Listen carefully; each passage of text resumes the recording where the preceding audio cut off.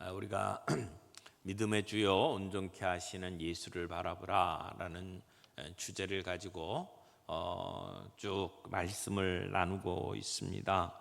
오늘 이 함께 나눈 말씀은 예수를 바라보는 삶의 가장 놀라운 진가는 우리의 죽음 앞에 서 있을 때라고 생각을 합니다. 우리의 인생의 가장 마지막 순간, 그때 그 믿음이 빛난다고 믿습니다.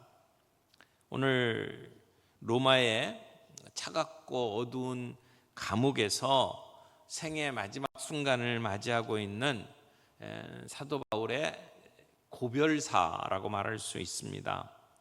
로마의 이 차갑고 어두운 감옥에 갇혀 있는 노사도 바울, 이 네로 황제에 의해서 사형이 집행될 날이 얼마 남지 않았구나라고 하는 것을 직감하고 있습니다. 인간의 눈으로 보게 되면 사도 바울 쇠사슬에 매여서 처형을 기다리는 늙고 초라한 사형수일 뿐입니다. 오늘날 우리가 죽음을 모든 것의 끝이고 그리고 철저하게 단절된다라고 여기면서 많은 사람들이 두려워합니다. 그런데 오늘 사도 바울의 고백을 보게 되면 죽음에 대한 어떤 두려움이 전혀 보이지 않습니다.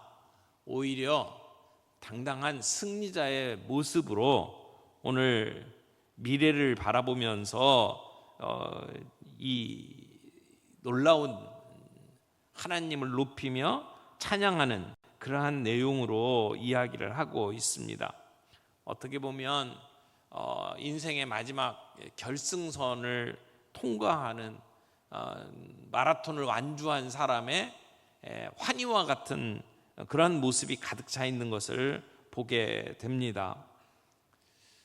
사도 바울의 모습은 어떤 인간 승리 이렇게 말할 수 있는 것은 아닙니다. 연약한 종을 끝까지 붙드신 우리 하나님의 은혜의 결과라고 말할 수 있을 겁니다. 믿음의 주요 온전케 하시는 이인 예수를 바라보는 그 믿음은 이렇게 생의 마지막 죽음을 맞이하는 장면에서 가장 빛난다고 말할 수 있습니다. 죽음의 문턱에서도 두려움을 가지지 아니하고 기뻐할 수 있는 이유는 우리의 시선이 이 땅에 꽂혀 있는 것이 아니라 의로우신 재판장 예수 그리스도에게 고정됐기 때문입니다. 오늘 이 말씀을 통해서 우리도 한 번뿐인 인생 살아가고 결국에는 언젠가 우리도 결승선을 통과할 때인데, 그때 사도 바울처럼 영광스러운 승리의 고백을 할 수 있는 비결을 함께 나눌 수 있기를 바랍니다. 첫 번째는 6절 말씀인데요, 여기에 전제로 부어지는 삶을 이야기하고 있습니다. 6절 보겠습니다. 전제와 같이 내가 벌써 부어지고 나의 떠날 시각이 가까웠도다. 자기의 죽음이 임박했다라고 하는 것을 사도 바울이 이렇게 이야기를 하고 있는 겁니다. 그런데 잘 안 사용하는 단어가 하나 나오죠. 전제라고 하는 단어입니다. 전제. 이 전제라고 하는 것은 구약에서 제사를 드릴 때에 소나 양을 잡아가지고 이렇게 태워가지고 제사를 다 드리면 그 제사의 제일 마지막에 이렇게 다 태워서 제사를 드린 뒤에 제일 마지막 순간에 그 제물 위에다가 포도주를 이렇게 갖다 컵으로 붓습니다. 그때 그 포도주를 쏟아 붓는 제사의 형태를 전제라고 이야기를 합니다. 사도 바울은 뭐라고 이야기를 하냐면 전제와 같이 내가 벌써 부어지고 이렇게 이야기를 하죠. 그러니까 사도 바울은 지금 자기가 제사를 드리는 마지막 순간에 쏟아지는 그 포도주와 같다라고 이야기를 하는 겁니다. 지금 사도 바울이 자기 앞에 놓여져 있는 죽음을 제사라고 표현을 하지만 사도 바울이 드리는 제사는 죄를 속하는 예수님의 희생 제사하고는 다른 모습입니다. 죄를 용서하는 속죄의 제사는 예수 그리스도밖에 드릴 수가 없습니다. 예수님께서 십자가에 단번에 그리고 완전히 우리의 죄를 용서해 주시는 제사, 그것은 예수님만 하실 수 있는 겁니다. 그런데 사도 바울은 지금 제사의 마지막 전제로 자기가 부어지고 있다라고 이야기를 하는데, 그건 제사를 드릴 때 소나 양을 잡아서 드리는 중심 제물은 아니거든요. 그 제사 위에 덧붙여서 마지막 드려지는 헌신의 모습이라고 말할 수 있습니다. 그러니까 사도 바울이 지금 드리는 제사는 속죄의 제사가 아니라 내가 예수 그리스도의 그 십자가의 구원의 은혜로 구원받은 사람으로서 내 삶을, 내 남은 생애를 하나님께 드리는 그러한 표현으로, 심지어 죽음까지도 하나님께 감사의 제물로 지금 드리고 있다라고 하는 고백입니다.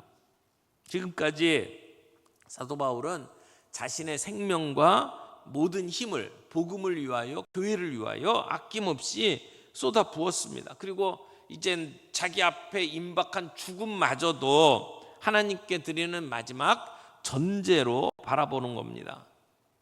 사도 바울에게 있어서 죽음은 허무한 끝이 아닙니다. 평생 하나님께 드려온 삶의 마지막 완성하는 헌신의 모습이다, 이렇게 말할 수 있을 겁니다. 물론 그렇게 삶을 부어드리는 모습이 사도 바울처럼 꼭 순교를 당해야만 되는 것은 아니죠. 극적인 희생만을 의미하는 것은 아닙니다. 오늘 하나님께서 우리에게 맡기신 삶의 현장, 가정, 일터, 오늘 교회의 자리에서 우리의 책임을 감당하는 것도 거룩한 헌신이라고 말할 수 있습니다. 그런데 사도 바울의 이러한 모습, 정말 이타적이고 희생적인 삶을 우리가 어떻게 살아갈 수가 있을까요? 우리가 살아가는 이 현대 사회는 끊임없이 우리에게 소비자처럼 살아가라고 강요합니다. 신앙생활하는 것도 마치 소비자 신앙처럼 우리에게 요구합니다. 소비자 신앙이라는 게 뭘까요? 나 중심의 삶을 사는 것, 나의 유익을 위해서, 내 편의를 위해서 교회 나오고 신앙생활하는 것. 그러니까 회개와 희생에 따르는 어떤 불편함, 예수님을 따라서 십자가에 가는 것, 이런 것은 좀 피하고 좀 누리고 뭔가 복받고 이런 것들만 생각하면서 신앙생활 하도록 만들어 갑니다. 그러니까 내가 만든 신을 섬기고 살아가는 모습들을 많이 보게 된다는 것이죠. 그러나 사도 바울이 이렇게 자신을 죽음 앞에서도 하나님 앞에 온전히 드리는 전제로 살아갈 수 있었던 것은 내 입맛에 따라서 신앙생활하지 않았기 때문이라고 생각을 합니다.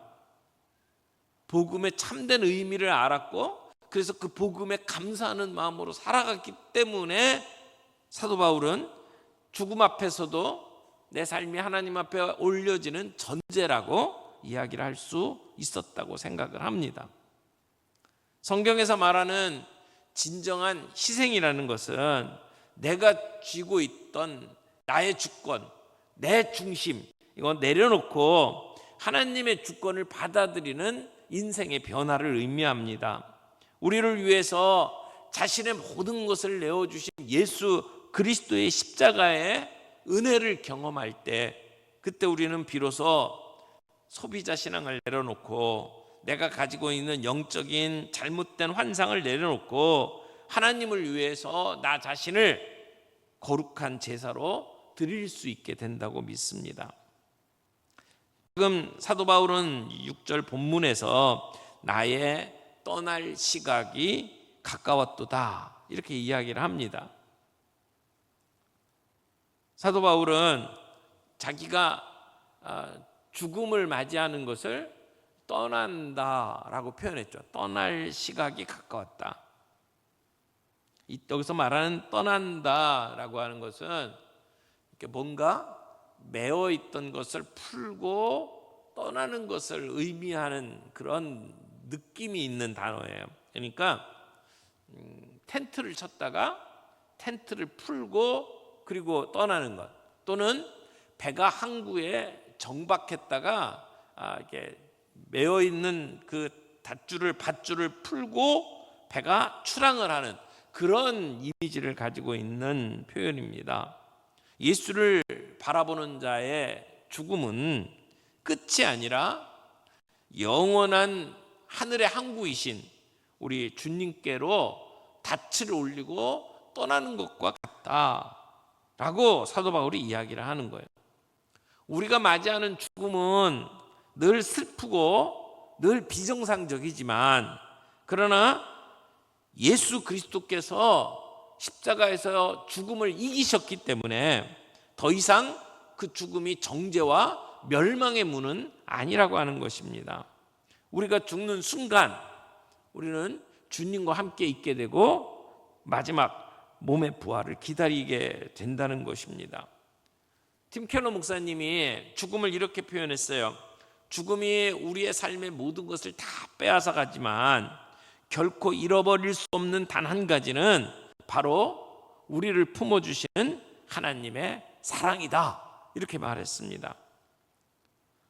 우리가 믿고 있는 신앙은 단순히 내세만 바라보는 것이 아니라 역사 속에서 죽음을 이기신 예수 그리스도의 부활의 뿌리를 둔 참 소망이다, 이렇게 말할 수 있습니다.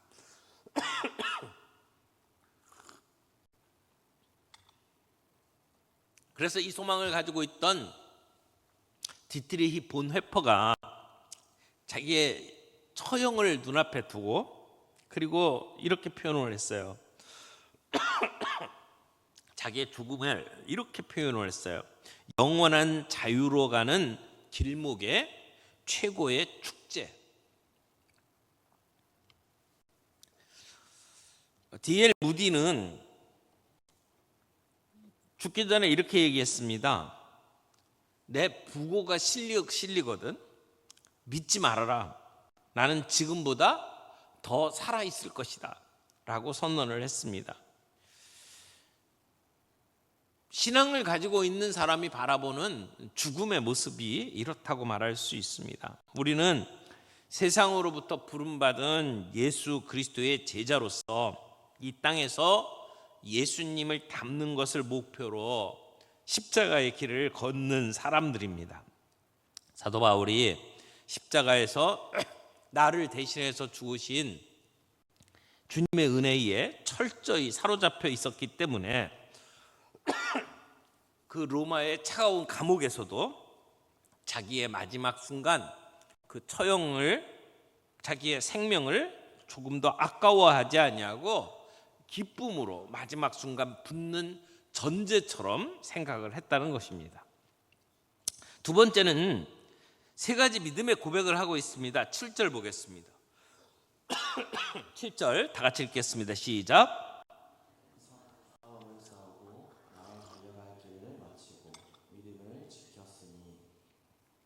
여기 본문에 보게 되면 사도 바울이 자기의 인생을 돌아보면서 세 가지를 이야기하고 있습니다. 첫 번째는 선한 싸움을 싸웠다. 선한 싸움을 싸웠다. 여기서 말하는 싸움이 어떤 겁니까? 뭐 이렇게 폭력적으로 막 전쟁을 하고 이런 싸움이 아니죠. 사람과 싸우는 싸움이 아니라 죄와 그리고 마귀의 권세에 싸우는, 그러니까 진리를 수호하기 위해서 싸우는 영적인 싸움을 이야기를 하는 겁니다. 그런데 싸움이라고 하는 것은 편안한 게 아니잖아요. 늘 그 안에는 뼈를 깎는 인내, 치열한 전투가 있다는 것을 의미합니다. 사도 바울은 자기의 삶이 선한 싸움이다 이렇게 표현을 한 거죠. 평생 그런 싸움을 싸워왔다. 두 번째, 달려갈 길을 마친다. 우리의 인생은 마치 마라톤과 같다 이렇게 이야기를 하는 겁니다. 하나님께 받은 우리가 달려야 할 사명이 있는데 그 사명을 완수하는 것.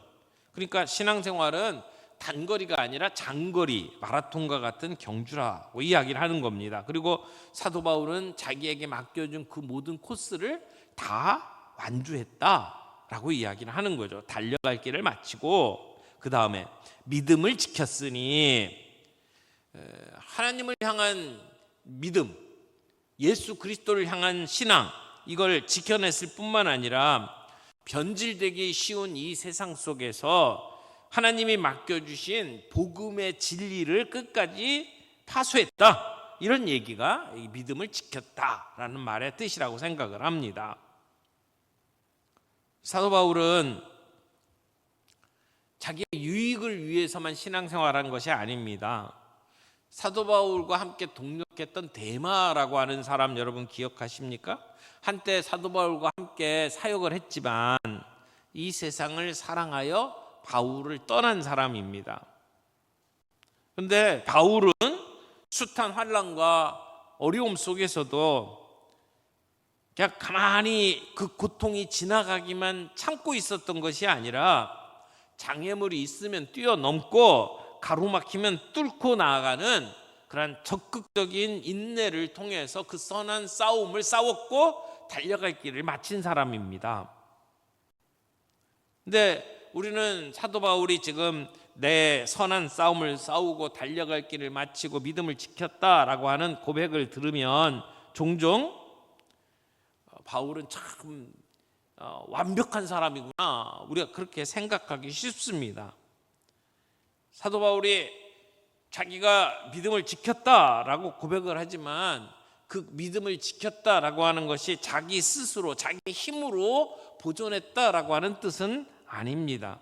바울이 믿음을 지킬 수 있었던 것은 주님께서 바울을 붙들어 주셨기 때문이죠.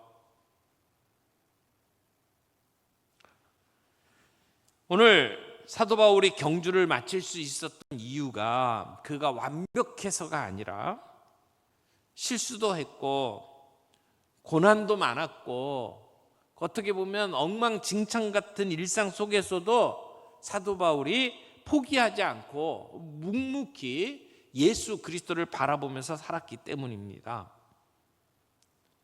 그리고 그렇게 우리의 싸움에서 우리도 승리할 수 있는 것은 마치 다윗과 골리앗이 전쟁을 할 때에 이스라엘 백성, 블레셋 백성이 있는 상황에서 장수들이 나와서 싸우잖아요.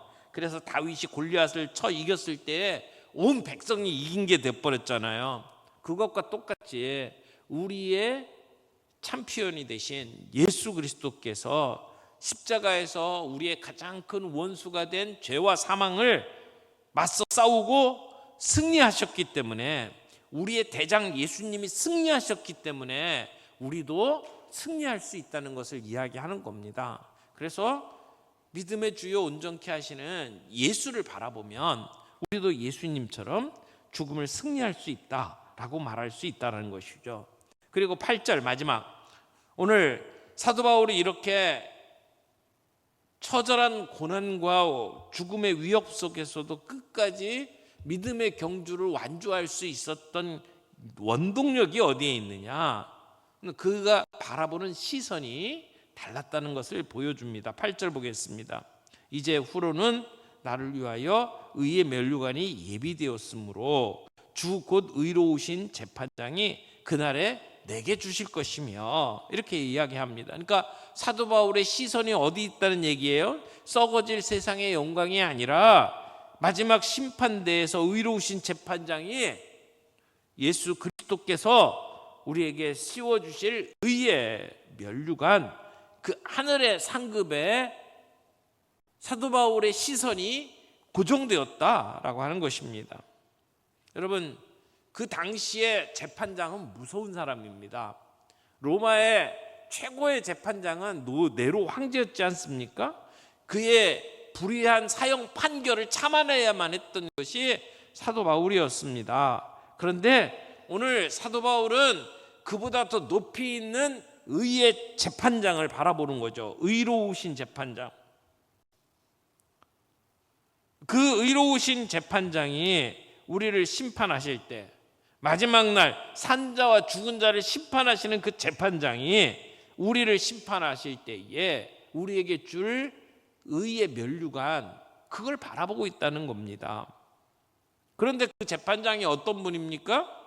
우리를 심판하실 심판자 되신 예수님이 사실은 우리를 위해서 심판당하셨던 분입니다. 이게 복음의 놀라운 은혜입니다. 우리가 마땅히 당해야 될 형벌과 그리고 정죄를 예수님이 우리 대신 받으셨던 거죠. 그래서 우리로 하여금 마지막 날 그 재판장 앞에서 그런 심판을 받지 않도록 만드신 그분이 예수님입니다. 그러니까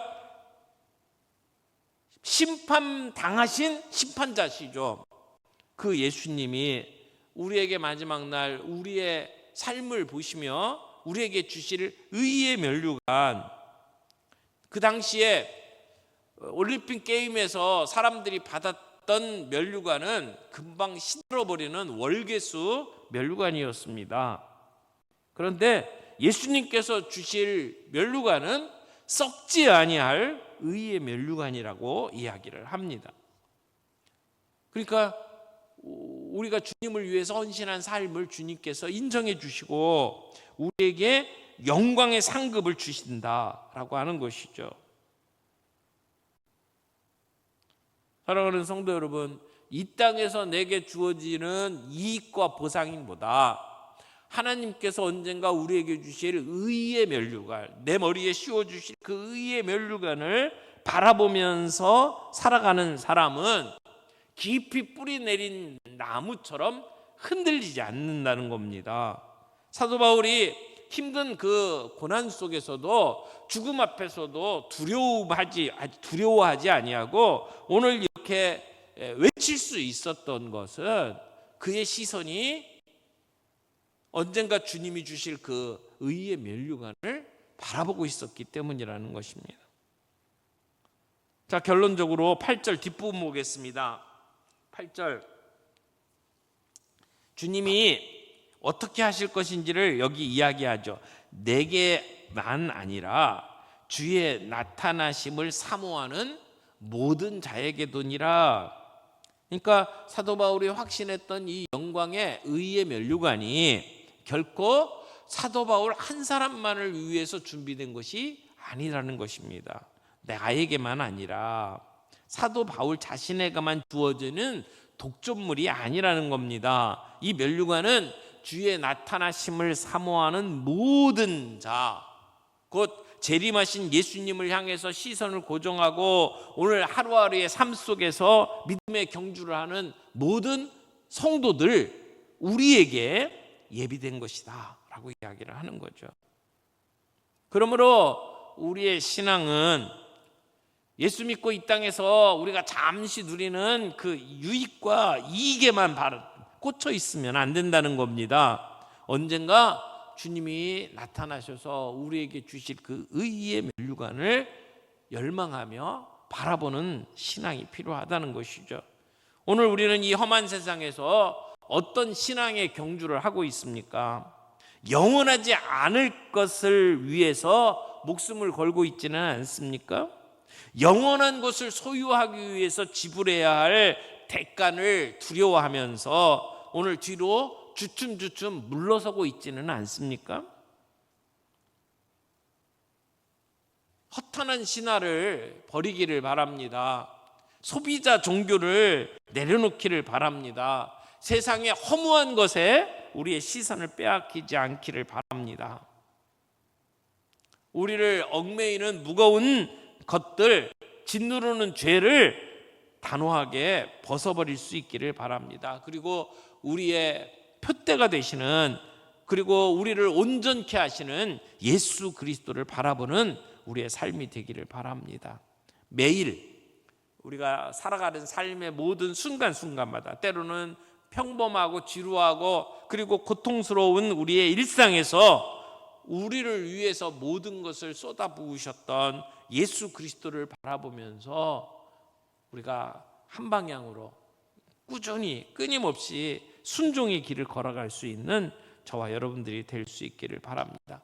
주님이 다시 오시는 그날 우리에게 씌워주실 그 의의 면류관을 기대하면서 오늘 나에게 주어진 그 사명의 길을 끝까지 완주할 수 있는 저와 여러분들이 되기를 바랍니다. 오늘 이 말씀 기억하면서 우리 찬양 하나 했으면 좋겠는데요. 주님 다시 오실 때까지 나는 이 길을 가리라.